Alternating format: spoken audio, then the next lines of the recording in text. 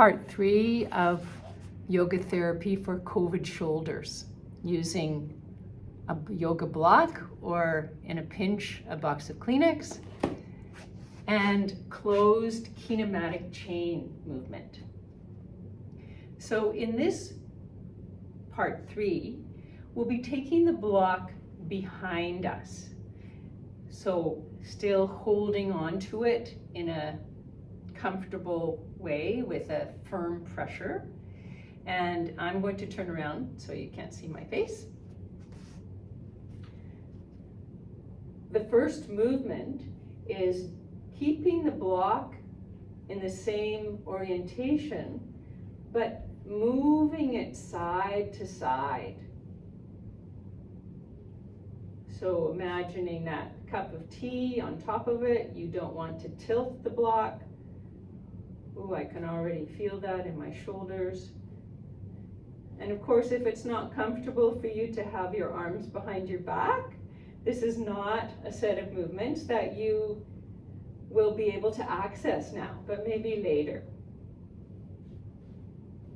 Good, making sure that your shoulders stay relaxed and that you don't poke your head forward. Sometimes people do this, so you want to make sure that your head stays aligned with your spine. Wow, that's enough of that. Whew. Give yourself a little break. Circle the shoulders or give your arms a shake. Okay, so in this series, we're going to continue with the practice of moving the block in the different planes. So flexion and extension of the block, side bending of the block, and twisting of the block, rotation of the block. So the first movement, flexion and extension. And again, it's going to be much more challenging to continue the pressure on the block because it's challenging to do that. So you only want to move the block in the range of motion where you can maintain that pressure. So the elbows are going to bend. You're going to turn the block away from you and then towards you.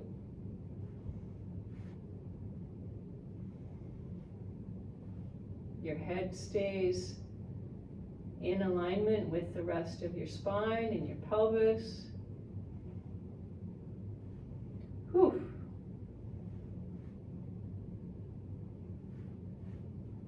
I think that's enough of that.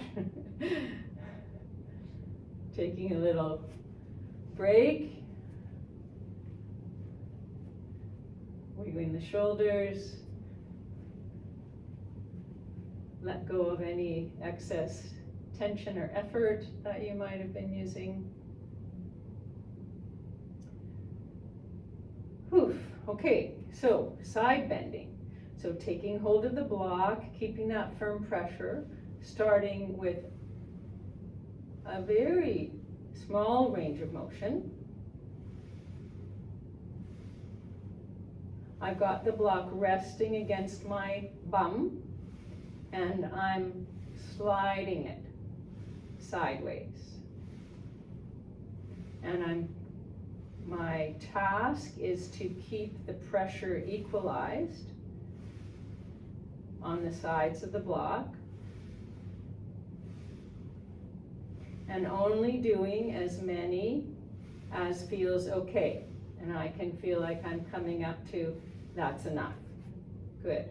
I can really feel it in my neck and in my shoulders. So again, taking a little break.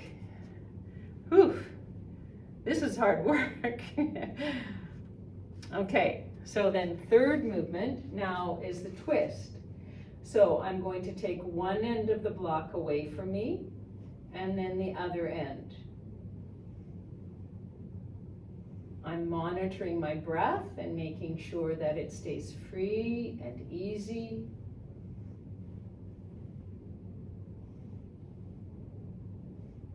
So again, I'm internally rotating and externally rotating my shoulders.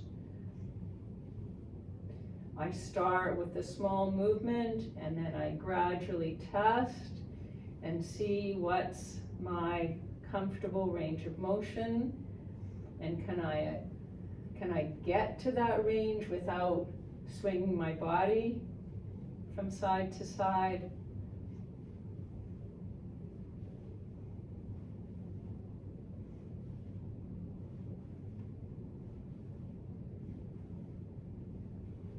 And that's enough for me. Whew. Little releasing movements.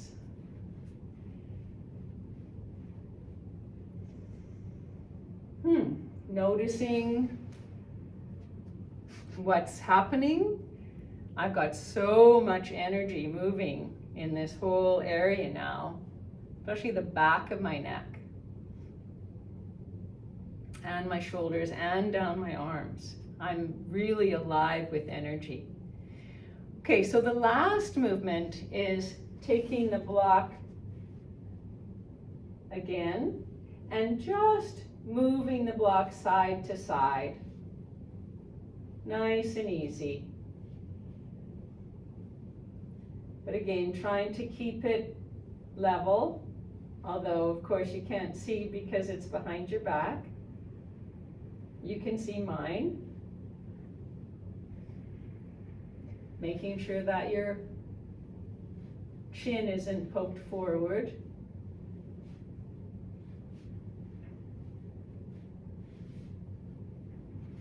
And letting that go. So that's part 3. You might not want to do all 3 parts successively. That might be too much. But if you find this block work helpful for your shoulders, then doing maybe 5 minutes or so every day, or even a couple of times a day if you find it very helpful. And then always before you start, you test a movement that you know has given you a little challenge, and then you retest it afterward and see, oh, that happened. Maybe nothing happened. That's okay. So have fun with all this, play with it, and let me know how it goes.